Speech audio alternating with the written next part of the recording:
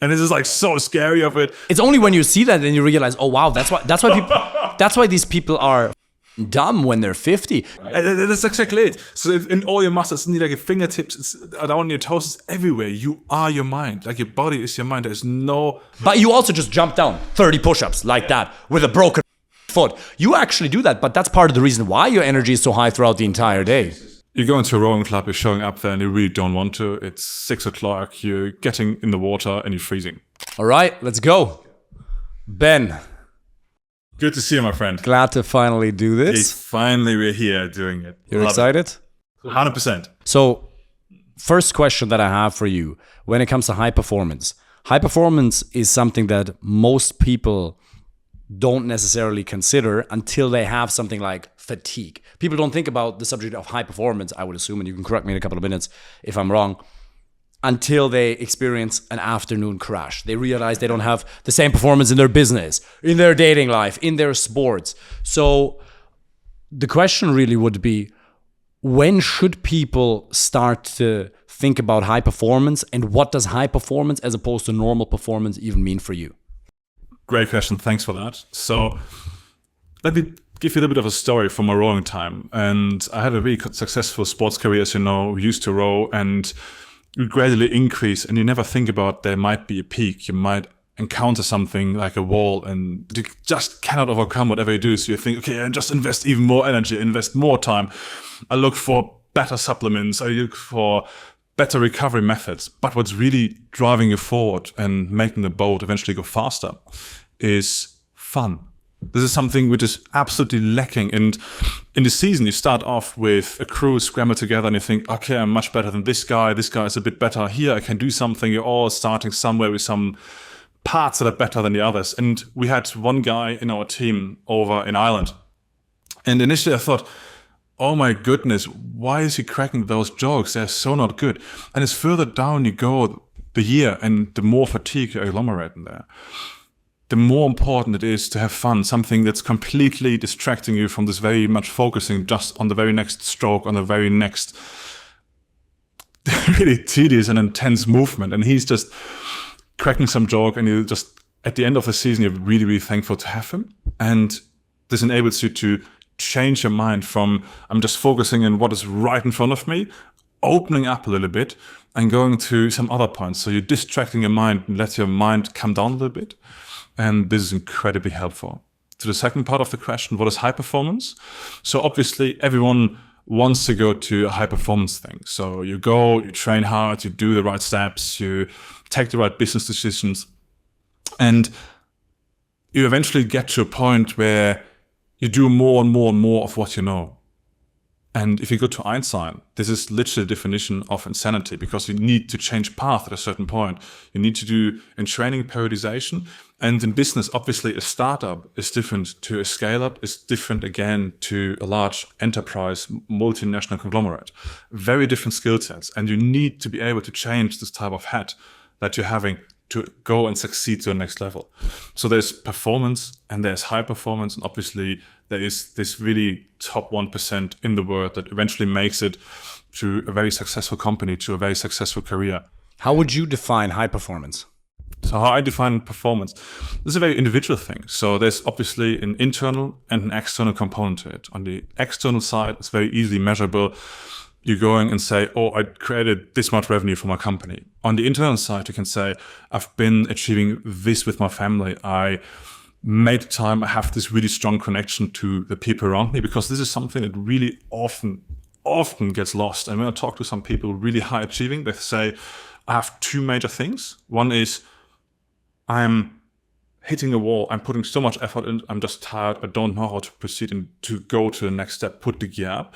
And on the other hand side, you have the family suffering. So they all have beautiful relations that they've been starting with a couple of years in, maybe 5 years, maybe 10 years. There are periods of time where they're used to this and say, okay, this is really tough on my social and private life. And then you go and say, okay, I'm hitting a wall. That's why I see high divorce rates also coming up and high stress on relationships. And this comes from disconnecting the people around you. And this is a big chunk of really high quality life that's getting lost, because it's just focus on one thing, which makes you very good, but you're hitting the upper level. and you need to be able to be on the floor in there. So let's go back to the idea of fun. How can you infuse fun? Because in order to become a high performance, anything, business owner, athlete, you almost have to sacrifice the idea of happiness to an extent, because you have to be willing to go through so much pain, because most people, they're too attached to fun, right? Oh yeah. Like, we're in Malaga right now. There's a bunch of people out there having fun, right? Getting high, like getting drunk, partying. And that's all fine. And that's all good. But most people will never achieve high performance in most areas because they're not willing to sacrifice negative emotions, because you're probably almost alluring to a higher paradigm. Because in the beginning, to get to high performance, in my experience, be that in business, be that in dating, be that in sports, in karate, you have to be okay with going through a period of intense suffering.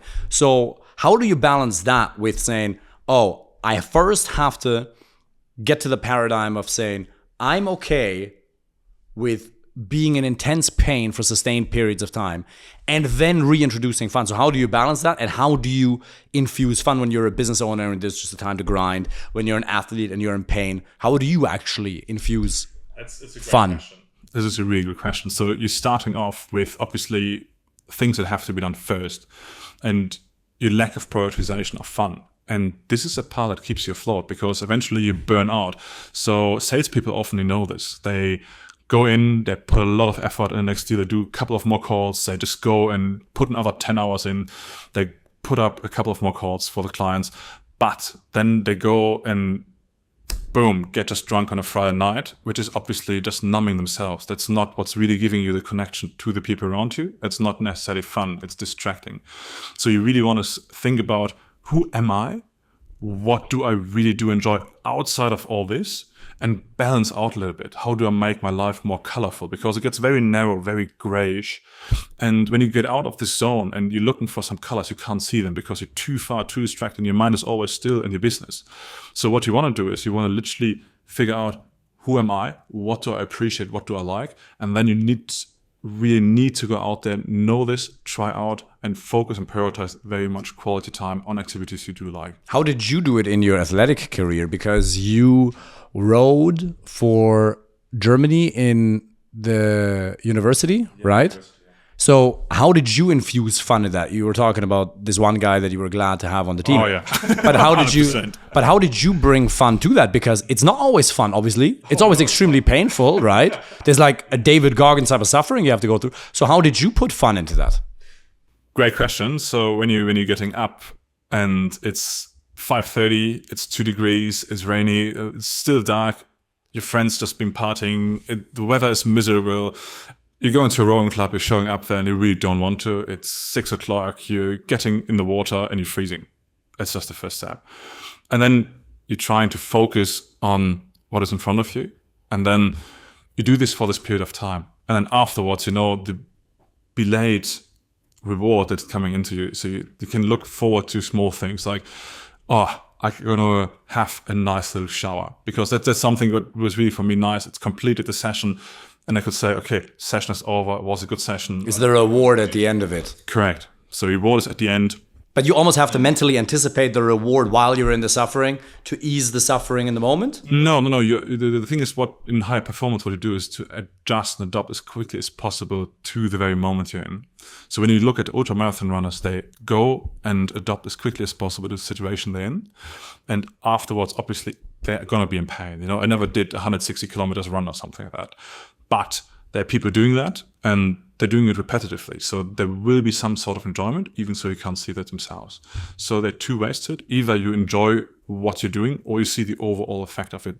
That gives you some joy. For me personally, I love to check my heart rate. It was below 40, and I was like, that is really cool. I loved going on the air, cracking some records there. And so there's like the wall of sound, if you want. So it's 6 minutes for 2 kilometers on the rowing machine. I broke this several times, and this was for me really rewarding because I thought that was really cool. Thank you. And that was something I worked for, and I achieved this. However, this is not the fun that lasts. The fun that lasts are the laughter with the people. For me, I'm a very social person, so I enjoy spending some time with you here, for example. You're a really good friend of mine. And this is this high quality circle of friends you need to balance yourself out. And that's where you want to go and spend quality time with. But obviously, every one of us is grinding. Everyone is hustling. Everyone is putting hard work in. And then you free up some time with people you actually enjoy spending time with. And you do nice things, going for bachata, going for a swim, things you do enjoy. And I think for us, it's very much, we like going to the gym. We do enjoy a good workout. We do enjoy increasing our performance. Like yesterday, 100%. And so what we do, you look for goals, you want to work for them, you improve, and that's what gives you naturally some enjoyment. And I like what you were saying about relationships, because obviously I might have a thing or two to say. Because I think it's so important, because you see the biggest tech billionaires in the world. They all had a relationship while they built that. Now that relationship may fall apart at some point, because probably they weren't highly compatible, but at least they got a degree of stability. I feel like either having a fulfilling dating life or being in an awesome relationship, having your social needs met, your need for love and connection really stabilizes you. Because, just moved everything. I think you'll have to adjust the camera here in a second. I just moved the entire table, but we'll keep flowing. No interruption. You can do that. Amazing. So just make sure the shot is good, yeah? So basically, the idea that we can just grind in total social isolation is ridiculous. Doesn't work. Because it works for a period of time. But business or athleticism or even achieving a relationship outcome, like going hard on dating to then find a relationship, even that, like you're not going to be able to put a sustained amount of effort into anything without the social component. Now with dating, obviously the social component is inherently integrated in the process. But I realized that for me, I moved to Dubai and I came back after a month.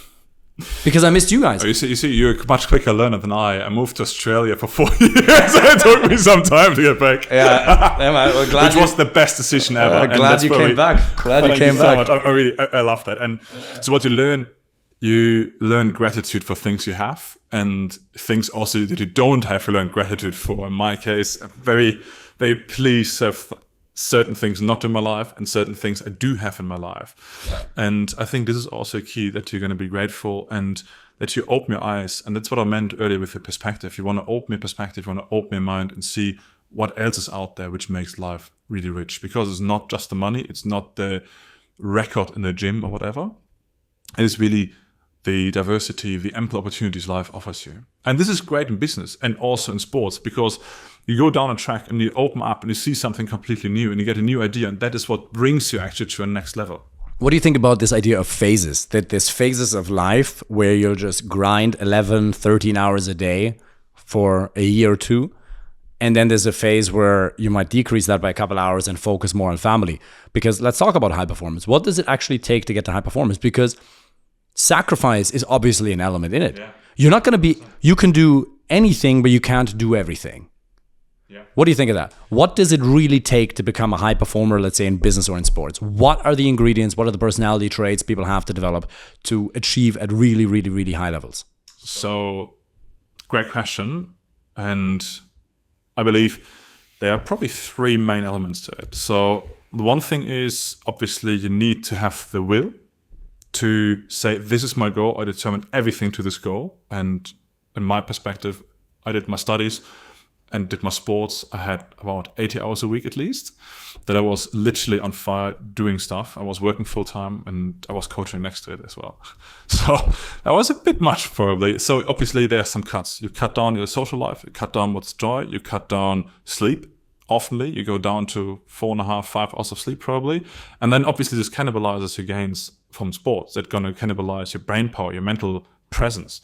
Then the second part is you need to be able to incredibly laser focus on what you're doing. So when you want to do this, you're absolutely full. You exactly know, okay, from 10 to 10:30 I do this. From 10:30 to 10:45 I need to move. From 10:45 to 11:30 I do this meeting. So you're very much from the moment you're getting up, you know when you're getting up, till very much the moment you're going to sleep. You have everything structured. There's a very strict timetable. You know what you eat, when you eat, who you're talking to, and you optimize the time you have. Because at the end of the day, this is something in sports competition, this is something you do in business, this is something you should do in life. And many people neglect doing that.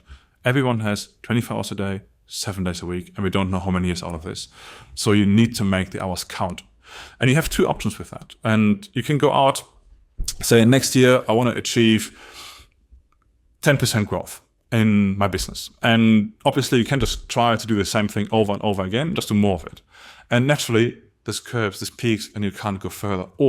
And it's what I did for many, many years. I thought, oh yeah, I just need to lift more weight. I'm going to be better at that. No, the thing is you need to be smarter about that and have the input, because it's not only about what you do already, because that's going back to this insanity, very narrow-minded thing, and really grinds you down. You need to be open up for new opportunities, grab new opportunities, go with them and see what is best for you. So you should have time, evaluate what's going on at what time of your life, and follow the best options you have. And the third one, work with coaches, 100%. You will never be, for example, a good swimmer without a swimming coach. You can do as many laps as you want. You will never, ever have the chance to be very successful. That's why all the big companies get consultants in. You get like the big brands and strategy consulting, for example. Ultimately, the leadership has an idea of what they want to do, and strategy consultants go in and confirm this or open up the point of view. Either or, you get some certainty and you want to de-risk in business decisions, and that's why you get these consultants, and that's why you're getting coaches in. Because there is only so much you can see, and there are unknown unknowns, and that's what you get high-quality coaches for. Blind spots, huh? Yeah. It's the same in anything. It's the same in dating. There could be something that I know I don't know, and there's things that I don't know that I don't know. Yeah. And I always say to people, you either have the result or you have a blind spot. If there's something you want, be that in your business, in your dating life and sports, and you don't have it, it's because you have a blind spot. One of the things you talked about was time management. How should people go about managing and prioritizing their time? Because I realize that if you're doing anything significant, if you run a company, small or large, there's a million tasks. There's a to-do list that's this big. We talked about that earlier. You're like, David, shouldn't you do this? I was like, yeah, but it's number 79 on my to-do list. I was like, I have all these things. We have this meeting that we're supposed to do with the new employee that we're going to be training tomorrow. But there's a million things. And I feel like I'm doing a pretty good job at this. But there's obviously, thank you so much, but there's obviously always more that we can learn. So when it comes to time management and prioritizing, how do people do that to get, because you're saying we all have 24 hours in a day, and there's times where we're going to sleep less and we're just going to hustle and we're going to lock in. But we can't really sacrifice sleep for the long term because our performance is going to decrease so rapidly. So ultimately we have 16 waking hours in a day, 112 waking hours a week if we sleep 8 hours a night. So what tips do you have for people to optimize the way they manage their time to get the most amount of output? Because if we define performance measured by output, how do you advise people to go about that? Just briefly, I think really there's a nice differentiation between output and outcome, because you can do a huge output with little outcome, and you can get really high outcome with little output. And that's the first step. You want to focus on what you are doing because it decreases the stress, and that's the point we go into. Because obviously there's a certain level of stress you can take, and what you want to do is you want to adjust it for yourself. You need to know what's best for you. You need to prioritize times for you, and there are different methods to it. There's the 80-20 rule, there's ABC, there's lots of different ones. So, and for me, I was doing a lot by the fly initially, and then I started literally having my calendar up, blocking everything out in my calendar to be most efficient as possible. And what I do is I have various slots in there. So that's Can I ask one thing though? Does that not vary by individual? Because for example, I tried blocking things out of my calendar. I felt drowned. I specifically have to have empty spaces in my calendar for me personally, because otherwise I get overwhelmed. Even though the calendar is set up in a way where I really enjoy it, but it's like there's a coaching call here. There is a YouTube video that we need to shoot here. There's a podcast here. But I also need this. For example, earlier I said, okay, we have 45 minutes. Let's go for a walk. Let's do something. I feel like I need this open space. Do you feel like that varies a little bit from individual to individual? 100%. It will vary through the year. It varies by individual. And you urgently need to have something where you say, okay, put a free space in there, because sometimes you just need to decompress headspace. But overall, as a starting point, you say people should definitely block things in their calendar more, right? So often, so it depends. So you see people have too much blocked and people have too little blocked, and you want to find the right way, obviously. If you're living out of your calendar, fantastic. If you struggle with the calendar, that's okay. Find a way that's working for you, but that's something you individually need to figure out. Because I know you have in mind, you have a space, you adopt very quickly. So you say, okay, we can't do this event, for example, now. Let's do something else. Let's do this very video, for example. And this video spot is broken, so you go to that one. There's some uncertainties that you can't know up front, so you need to adjust. You need to calculate time for that. The thing is why I like it, because what I used to do, I struggled with feeling accomplished and told myself, okay, you do a bit more, and then at the end of the day, you feel like you do nothing because you hustle all the time and, okay, what did I do? But when you write it down and you know what you did and you see the outcomes, you feel much better. And then what I did is I thought I took too little time for the task I did, but actually that's a form of measurement for me personally myself. I really did enjoy seeing, okay, I blocked 45 minutes for this task. I did in 30, I have 15 minutes. I can do something completely different. I can literally just get some energy back, go for a little walk, get the metabolism up, even just scroll through my phone for a moment. Because that's the saying, you focus on one thing, but then you also need to decompress, let your brain rest, charge up again, and have more energy for the next part. And that's also this thing, you don't want to go at 100%, you want to have this 85%, maybe 70% in certain things, and you're going to be so much more successful and so much more happier because the stress doesn't come all the way up. You're going to remain on a level that you can comprehend with. That makes so much sense to me because I say to people they should block time for socializing in their calendar. Yeah. Literally block that in your calendar. 100%. Tony Robbins has been saying for years, if it's not in your calendar, it's not real. It's not going to happen. Because it's only if you block it in, then you're going to go out and do the approaches. Then you're going to go out and work on the project. Then you're going to go to the class. Let's talk about energy. You have unbelievable energy and sustained energy with very little sleep. It's amazing. Yeah. What can people do? What are things that people in the business who are high performers in the business already, what are things people do that f with their energy? Like things they should really cut, and then things they can do to massively increase their energy sustainably. So funny thing, when you go to a high achievement, either you go into an anxiety thing where you go and say, okay, am I good enough? Is this like imposter syndrome is very close to this? Or you go into a thing with narcissism where you absolutely get cold, detached, get very abusive to people around you. Obviously, either or is what you don't want to have. So what you want to do is Julian, I heard a nice story from him. Think about a gazelle who gets hunted down by a lion and the lion mauls the gazelle. Obviously, you cannot run away. You cannot fight the lion as a gazelle because obviously you're prey to the lion. And you just stay there and your nervous system absolutely shuts down and you're just thinking, okay, what is happening? But the lion decides not to end your life, basically. Walks away. And the first thing that happens is the gazelle gets back to consciousness, stands up and shakes off everything. So this is something in society we do not do anymore. That's why the stress compiles and gets more and more and more. What you want to do is you want to have these decompression moments.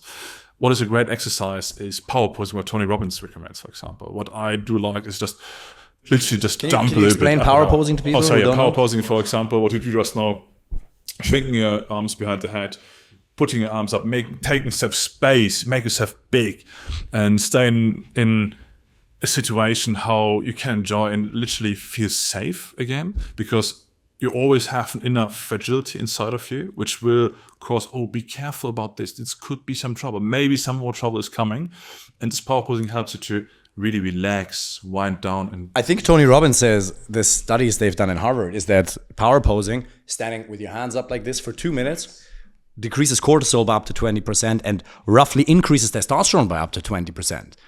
And I think that from what I've heard from my bro science understanding is that the more cortisol we have in our brain, the less we engage the prefrontal cortex, the less we're rational with our decision making, the more we feel overwhelmed. Gunther Schmidt in Germany, he always says that a challenge in business or any other area of our lives never has an impact on how we feel itself. It's how we perceive ourselves in relation to the challenge. And our mental and emotional state largely depends on how big the challenge is. You know, when we feel completely overwhelmed and anxious and frozen, maybe approach anxiety, maybe we just feel down, the smallest challenge can be too much. And we're like, that, I want to stay away from that. But other times, when we have really high energy, it almost doesn't matter what the challenge is. If we're in the right mental and emotional state, come hell or high water, we'll handle it. So power posing is a great idea. What else can people do? And then I want to go back to the things that people are doing that mess them up. Fantastic point. So what also we want to do, you can prepare. You can prepare for mental toughness. You can do 2 things for that. One is light aerobic exercise. Incredibly powerful because one side to de-stress, obviously with this stress remaining inside your body. Then secondly, you prepare for what might come eventually. And you focus more on the inside than on the outside input. And the second thing is you can go through it in your mind. This situation might come up. You can role play the situation, prepare for the very situation. So, for example, you have an important business meeting for a merger of two companies. You want to buy a company, whatever. Big ticket, high stress usually because your career might depend on it. Your business might depend on new funding. You want to role play it. You want to exercise this. You want to go through different opportunities. You actually visualize it You beforehand. literally visualize this and really go there and do a live role play. Dress up for it, make it as realistic and close as possible. That's what, for example, high-end teams like the military spec ops teams, they do exercise, they train a lot for very life-threatening moments. And you can do the same. Take the knowledge from the best people out there and implement it into your daily life. And this is a very powerful thing. So aerobic exercise, preparation, role play it as much as you can. Go through it in your head, not on your body. Go through it in your head. Go through it be there. Don't just attend it. Be fully present in the very moment of the situation. Because the first one is always the most scary one, because there's two things we can be afraid of. Things we don't know, things we can do. Both we can know. And when you visualize, do you only visualize the successful outcome, or do you also visualize contingencies and what if scenarios? Fun fact, I don't visualize the outcome at all. I visualize the presence. So the presence, the very moment of being in the situation. Because there's always an element of something you cannot see coming up. So what you want to do is you want to be present in the moment. You want to know who you're interacting with. You want to know what topics might be there. You want to feel what's coming in there. You want to register what type of emotions coming up if certain points are getting triggered, because that's what's making you really superior in debates, because you need to know yourself to be able to control your output in terms of words and body gestures and body movements. And then you can also control how you react to whatever you encounter. And that is the real superpower if you can do that. Okay, got it. What else can people do to increase their energy? Obviously, you want to do training, and with training comes nutrition, sleep, social circles. What type of training? Does it matter what type of training? So personally, I like HIIT trainings a lot, very high intensity trainings, because they used to give you a lot of exercise. And again, you have a certain amount of time. So if you block 45 minutes, these 45 minutes should count. Obviously, don't overexert yourself. You need 3 days of recovery, but get out with a smile. Think, wow, I did something. I feel exhausted but great at the same time. There's a certain threshold. That's like this 85% that I mentioned. What do you think of this? Because I always feel that the energy I have after a workout, let's say an hour weight session, really depends on how much I push myself. There's a point of diminishing returns for sure. But if I just go through the motions, I can use the same amount. No. You need to be present in there. That's what I mean. 85%. You're not going to do 85% intensity. And you want to get your heart rate up. You want to get your heart rate up. You want to move around. You want to have some successful feelings and overcome struggles. And that's literally the point. You want to expose yourself to struggles. For example, when we take ice bath, obviously initially you think, oh, wow, it's cold. A couple of moments later, you're thinking, wow, I'm here, I'm present, I can do this for much longer. So you remember the very first time we went, we said, oh, we do 4 minutes. And 30 seconds in, you're just shivering there. Oh, and then, okay, I can do this. And you just say the entire time, whatever it is, you just do this now. It must be it was it's a great feeling. 3.6 degrees. Yeah, it was little snowflakes coming down. Really lovely. Yeah. And okay. Yeah. So training, right? So do you recommend weights and cardio, or what do you recommend for optimal performance? Let's say somebody who doesn't necessarily want to become an athlete, but somebody in business. If they want to raise their natural levels of energy, what would be the most optimal type of workout they can do sustainably? Because a lot of people don't necessarily want to be in the gym 7 days a week. And you don't have to be in the gym. There's also things you can do outside of the gym. There's a lot of things, and you should figure out what is fun for you, because you should combine it, because obviously you have quality time. You take this 45 minutes, maximum 1 hour, and you want to invest it as good as possible and get as many benefits as possible. Ideally, you get a mixture of 3 components: light cardio work, hard cardio work, which is in form of HIIT trainings, which is really going in there and pushing your heart rate, and you also do some weights. But combine this, make it interesting, do complex movements, functional movements especially, because this overall gives you a better body feeling. You feel more comfortable inside your body. You can move around more freely. And your mentality is like your mental power is not getting blocked by some known well-flying movements, energy levels inside your body. And this is really, this whole system creates sheer energy. And obviously energy often gets related to testosterone levels. because ultimately this helps you to lower cholesterol, stress, and increases energy overall. But it's not only that. If you go for, which we rarely do in the West, and look into Eastern medicine, like traditional Chinese medicine, it's very interesting. They say they have this feng shui, they have qi or chi or prana, depending on which culture you go for, which is always kind of similar. It means inner energy that you bring with you. And you want to adjust and be in a good presence of yourself, like what it boils down to, because ultimately you take the stress away, you have the mental clarity, you can focus and achieve so much more. Got it. Okay, awesome. Training, what else can they do to increase their energy? Yeah. Having a laugher. So a friend of mine once said, and it really resonates with me, there's no such thing as being tired. It's more that you're understimulated. So meaning if you do the entire day, you just go from one business meeting into the other and you're like, oh my goodness, it's all the same. It's just people showing me some slides. I really don't want to see any slides. But suddenly someone would come, just imagine this. It sounds very out of the ordinary. Someone comes in and wants to show you a theater play. And you're like, wow, I'm completely out of my rhythm. This is completely unexpected. And that's what we call in sales pattern interrupt. So you do your pattern interrupt, you get the attention, and you want to keep the attention.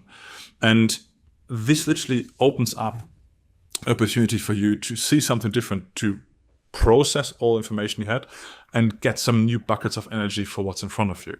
And this is beautiful. This is really, really good. Do something completely different. It helps so much. Laughter and pattern interrupts. What are things high performers do that destroy their energy?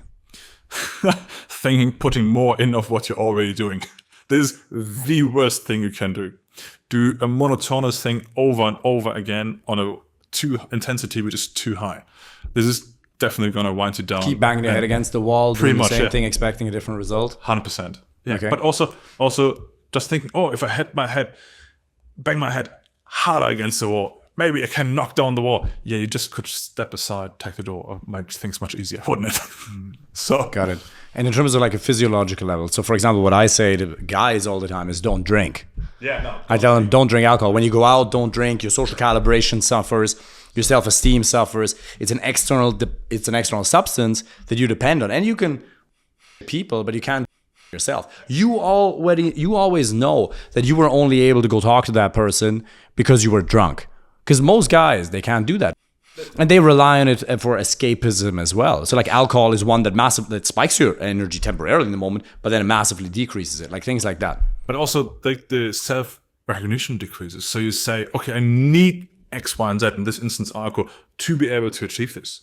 And in investment banking or in consultancies, you will see lots of different powders they're going to use, like substance abuse. Yeah, they're all very right? companion.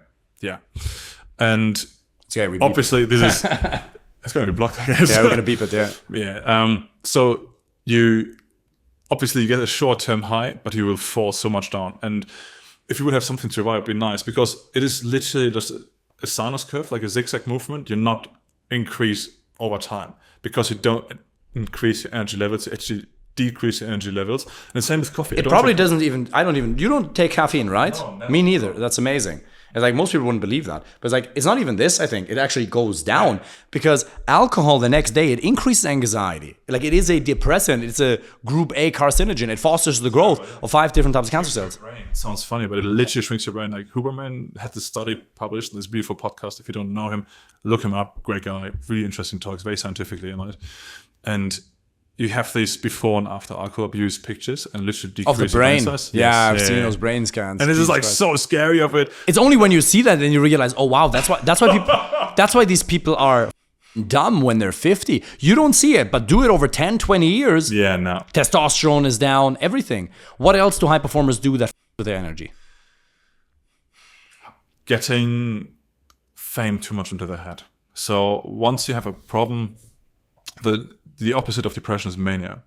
And if you get into mania, obviously you do dumb things and think, oh, I'm the god of the world. You're banging your chest, you're driving a fancy car super fast, thinking, yeah, it's great. And then in the moment, it might feel great.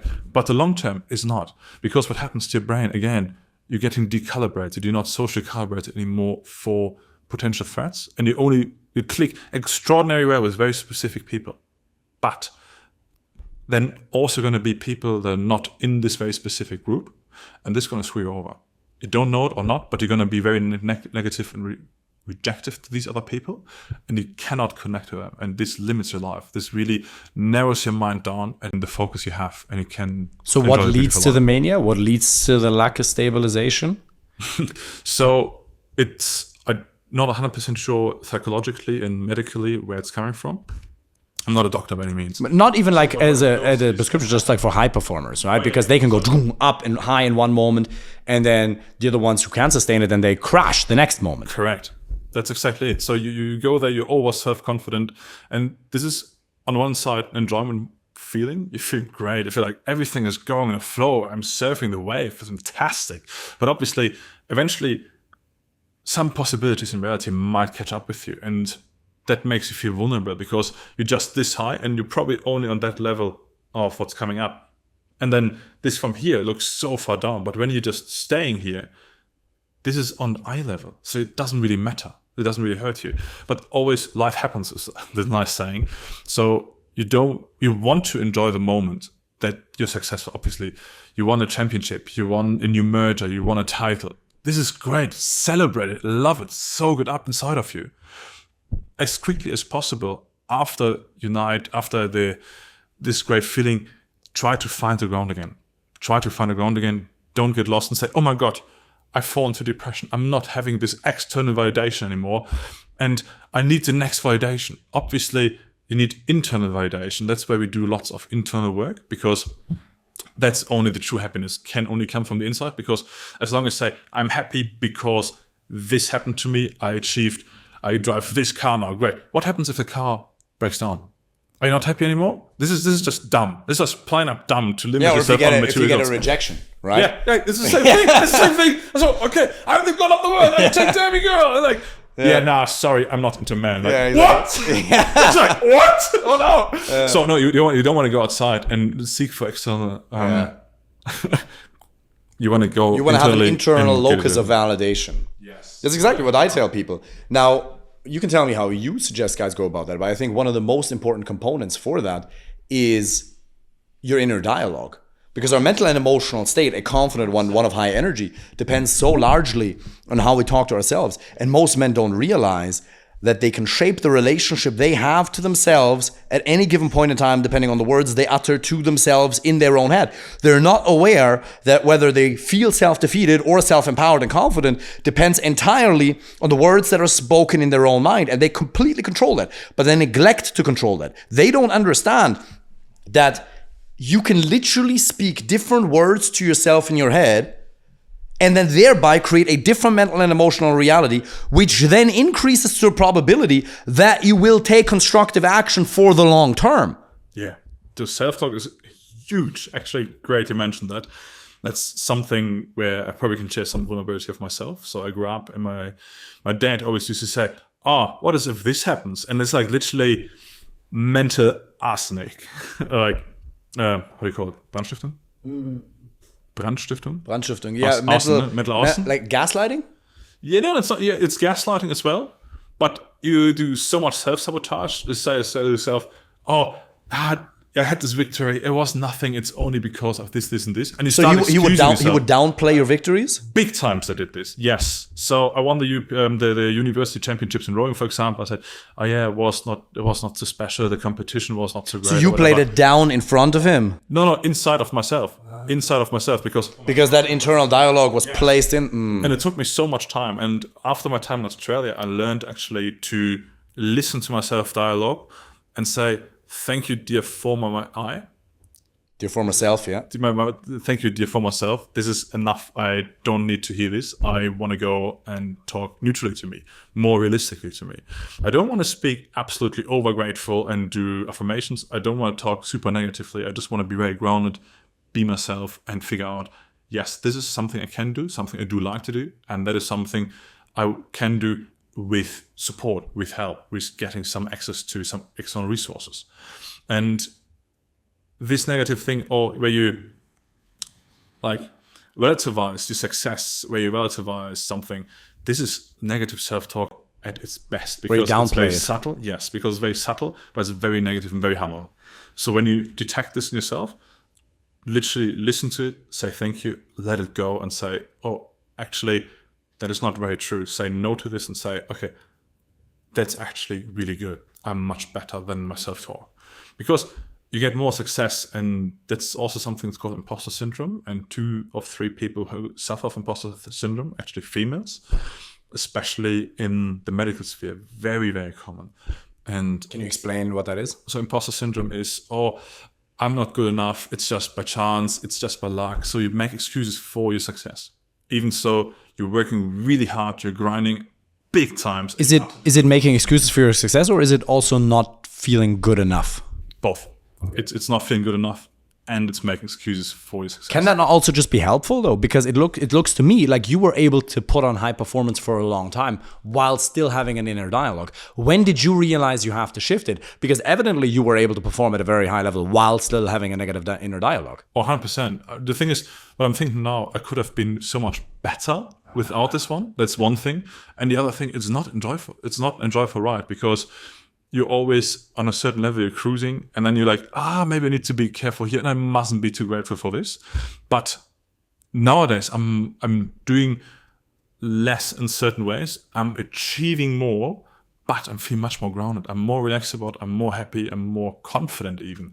Because my confidence before was, I have achieved A, B, and C. So I achieved the European Championships in rugby. I achieved my rowing career. I've been university champion and so on. And obviously, this time it fades. And you dive down a really dark black hole because suddenly you don't have your social component because this is your team, like your work environment. You don't get the external validation, and yes, you got a new medal, yes, you got a new record, yes, you got a new achievement. And you're literally starting up, and you have so much free time, and free time can be so scary. And suddenly, I know that for me. you're confronted with yourself. I'm like, oh my God, what am I doing? I have so much time. What are people doing with so much free time? Because I don't get it. I can't watch a movie. 40-hour job is like, what the heck? To this day, I can't watch a movie until I'm totally exhausted. Yeah, right? It doesn't work. Like, how do you do that? Yeah. Or don't people not going out to work? It's Yeah. Like I admire people who can lie at the beach in Malaga and just look into the heavens and do nothing. I find that very impressive. Yeah, it is really, really like, what? How do you do this, guys? I want to interview them. Like, Yeah. how's it I was going? like, what's going on in your head? No, nothing. Just happy to exist, bruv. You know? What? Paying in it. That's crazy. Yeah, no. So it's But coming back to the inner dialogue is super important because Jack Kornfield, he's probably, in my opinion, the best meditation teacher out there. Sam Altman, who's the founder of OpenAI, he's a student of Jack Kornfield. There's a video on YouTube where they're on stage together discussing tech developments as well as having an inner practice of mindfulness. And Jack obviously teaches plenty of different forms of meditation, and he's a real genius. One of the things he always says is, when you notice anger or self-doubt or any old negative pattern that doesn't serve you anymore, like a self-defeating inner dialogue, that you don't go and beat yourself up for beating yourself up in your own head. You simply, he says, you recognize it and you allow the thoughts and the emotions to arise in the space of loving awareness. And you say, the self-critical mind, thank you for your opinion. I'm okay just now. And it's so beautiful because he says, you're the space of loving awareness in which the emotions and the thoughts arise. And you don't suppress them. You don't fight with them because whatever you resist persists. Which I did for years because I thought I must not have these thoughts. I need to be focused. That's absolutely fantastic point. So exactly that. So you allow them to arise in the space of loving awareness, and emotions have a half-life. If we don't battle them, now we don't want to go into them. Eckhart Tolle also says you don't want to have the anger, the sadness, the depression, the fear take over the thinking mind, because then you will start having angry, negative, fearful, and depressed thoughts. And you will believe the thoughts. Exactly, and you'll believe the thoughts. So instead, you allow them to arise, but almost, as you called it, mind like sky meditation. So your mind is like a sky, and the thoughts, they come up, and you notice them. Okay, there's anger. All right, got to do this project. Haven't performed well here enough. And you observe them, but you're grounded, and you sit there as the one who knows. That's nice. That's nice. It looks a bit like I'm sitting on the grass on a meadow and watching some clouds passing by, and it's like, oh, this cloud's really great. It might rain. Okay, pass by. This looks like a little sheep. And then you disassociate from the disempowering thoughts. Then you Yeah, what I do love, I just want to add something to that because I do like that, and I came across something similar where you have emotions and obviously bodily arousals. So you feel something like, you feel some anger in your stomach and you say, okay, I have some anger in my stomach. Interesting. What else is there? So you literally focus on this feeling before the feeling rather than the actual feeling, because feeling is a label. So you want to be very in tune with your body and know what type of reaction there is. You say, okay, I feel sadness, I feel numb. And this numbness is incredibly broad in the spectrum of high performers. They're feeling just numb because they just empty and shut out everything else. And just really focusing on what's in front of them, what they believe brings them closer to the goal, the achievement, and takes so much richness out and so much color out of life. So this numbness is, I believe, very toxic. And you can do this. You need to break open these walls and let these things in a controlled manner, because ultimately there is a lot of distraction and you want to keep your focus. So you need to have your head very focused on your goal, but also being able to be in tune with your body, feel what your body tells you, and give it some space before you label it. Oh, it's this emotion. No, you just watch out what your body is doing. You feel inside of your body. And that's why this body-mind connection is so powerful. Because think about, where does your brain end? The vegetative nervous system goes through the entire body, right? That's exactly it. Yeah. So in all your muscles, it's like your fingertips, it's around your toes, it's everywhere. You are your mind. Like your body is your mind. There's no differentiation. That's why it's so crucial to know your body, to feel comfortable in your body, to be able to be on a high performance level. So interesting, because Jack Kornfield, he actually suggests that for a lot of people, it can be helpful to label the emotions. So some people, they might have it, because some people, they don't even know what it is. And you can just say, anger. I see you. And you almost put them in their place. You say, I see you, anger. Fear. We were talking about this the other day. Stress, self-doubt. And instead of trying to suppress it, you say, okay, give me all of the anger. Huge anger. Vast anger. And you let it come up. And you let it heal. And you let it fill you. But you don't associate with it. You don't let the anger take over the thinking mind. And you don't act in anger. But you give the emotion space and you let it heal. That's the watching the movie part. That's the movie you should be watching, probably. Yeah, exactly, truly. But one thing that I find, though, is, for example, whenever I'm on the plane, I use that to meditate.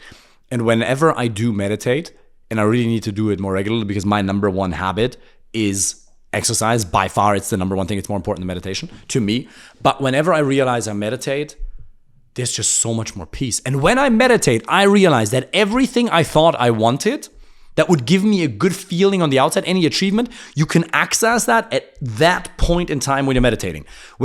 Now, it usually takes 20 to 30 minutes to really kick, because in the beginning, you feel it all. Jack Kornfield tells this beautiful story when he became a Buddhist monk in a monastery in Thailand.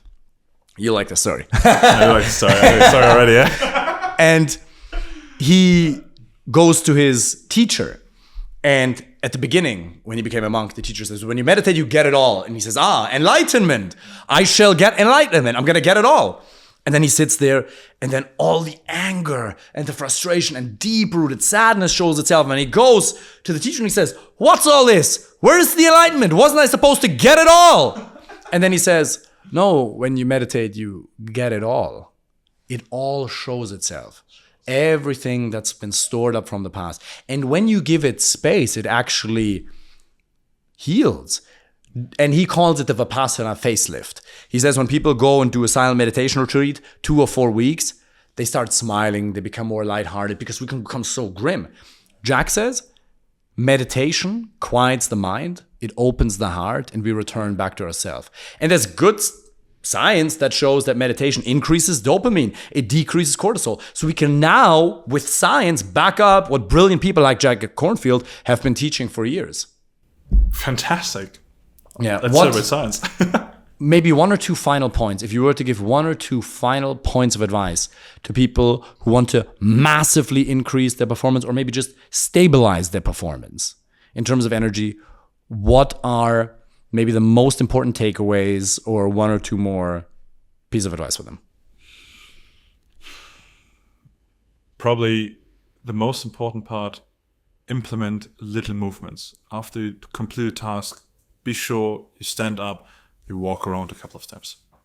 Like, get some oxygen in your system again, decrease the cortisol, get this energy again.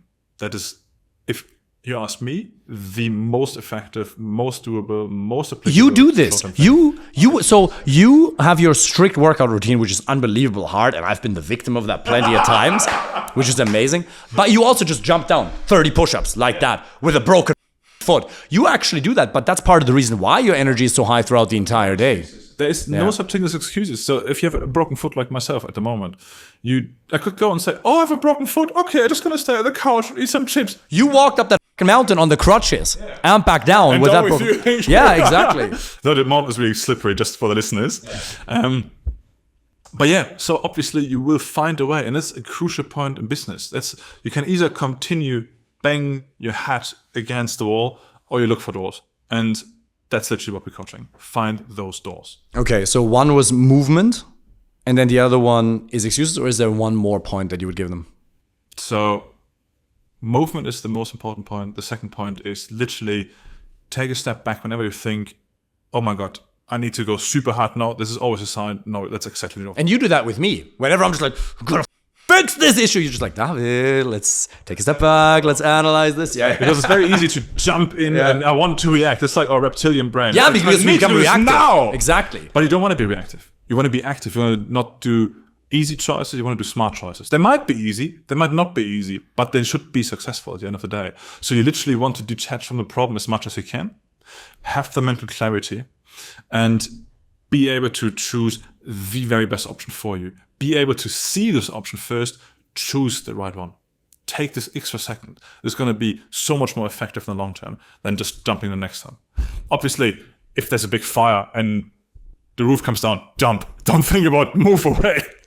But take as long as you can, take this very second, reflect and choose correctly. And this takes really like a couple of blinks of an eye, like 3-4 seconds is enough. Just overcome this first couple of emotions and you get quicker. And how do you do that? What do you do if the emotion is very strong, though? Absolutely. So, for example, you never see me aggressive. You I never will ever see me aggressive. And never once. People trying to provoke because obviously I'm very tall and they're trying to. I've seen it. Go for the biggest. People get intimidated by you. They look at you and they're like, oh, and then they have all kinds of weird reactions. Yeah, and they're literally just yelling and moving a lot, and I'm just standing there like a rock because they don't affect me. I'm super grounded in myself, and I'm very much in control of my emotions. And what do people do? Because a lot of high performers, they have strong emotions. How do they detach from them in the moment? So you just acknowledge them. You need discipline, and discipline helps you to move forward. That's what I believe strongly. And you say, okay, I see I don't like that. It just ricochets away from you. It reflects. You say, okay, that's his problem. I'm centered. I know who I am. I know what I want, and I go only for that. And obviously, if someone, like, for example, the other day, there was this homeless person and being really in your face asking for money. And like, yeah, bro, okay, thank you very much. And no, I don't want to buy flowers or whatever. It's just, I appreciate you doing your work and you try. So what I do, let's start from the beginning. I try to show some gratitude for what's happening, to see what is good about it, what have I learned, what is my position. And I'll try to evaluate more inside of me of what I can do rather than what's the external influence coming up to me. I think that is a very good point. Reflect about yourself. Don't bother too much on the external factors. And that's also what keeps your stress levels down in the long term and makes you able to adjust to new situations because you're grounded. And whatever comes, it's like the clouds of the cornfield scenario there in the sky. Yeah. Oh, anger. Oh, anxiety. Oh, fear. Okay, they're there. So what? It's literally just, you acknowledge it. It's there, but you still keep a cool mind and choose the right choice afterwards. Awesome, bro. Thank you so much. Cool. Thank you.